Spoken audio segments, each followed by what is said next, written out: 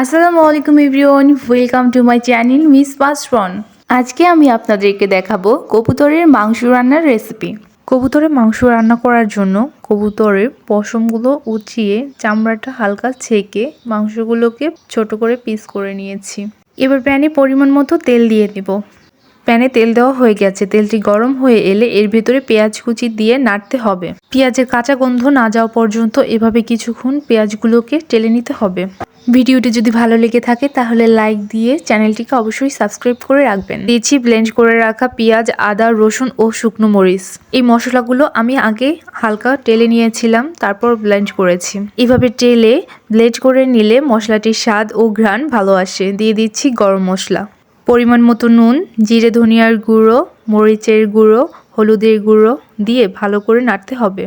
এভাবে কিছুক্ষণ মশলাগুলোকে ভালো করে কষিয়ে নিতে হবে। যখন দেখা যাবে প্যান থেকে মশলাগুলো উঠে আসছে, তখন এর ভিতরে সামান্য পানি দিতে হবে। আমি ব্লেন্ডারের ভিতরে যে মশলাগুলো ব্লেন্ড করেছিলাম সেগুলোর ভিতরে এক্সট্রা মশলা লেগেছিল, তাই ব্লেন্ডারটি ধুয়ে পানি দিয়েছি। আমি মশলাগুলোকে ভালো করে কষিয়ে নিয়েছি, উপর থেকে তেল ছেড়ে দিয়েছে, তাই এর ভিতরে কবুতরের মাংস দিয়ে ভালো করে আরও কিছুক্ষণ কষাতে হবে। আমি ভালো করে কষিয়ে নেওয়ার জন্য ঢাকনা দিয়ে ঢেকে রাখছি। এবার ঢাকনাটি উঠিয়ে আবার নেড়ে দেব। আপনারা দেখেই বুঝতে পারছেন কবুতরের মাংসগুলো দেওয়ার পরে মশলা থেকে এক্সট্রা তেল বেরিয়ে এসেছে। এবার মাংসের ভিতরে পরিমাণ মতো পানি দিয়ে হালকা নেড়ে ঢাকনা দিয়ে ঢেকে রাখবো। 2 থেকে 3 মিনিট পরে ঢাকনাটি উঠিয়ে হালকা করে নেড়ে দিতে হবে। আমি এখানে মাংসগুলো থেকে গরম মশলাগুলো উঠিয়ে নিচ্ছি। যেহেতু কবুতরের মাংস, তাই রান্না করতে বেশি লেট হয় না।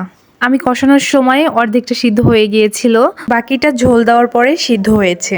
এবার এই মাংসগুলোকে নামিয়ে সার্ভ করব। কবুতরের মাংসের ঝোল খেতে খুবই ভালো লাগে, তাই আমি এখানে কিছুটা ঝোল রেখে দিয়েছি।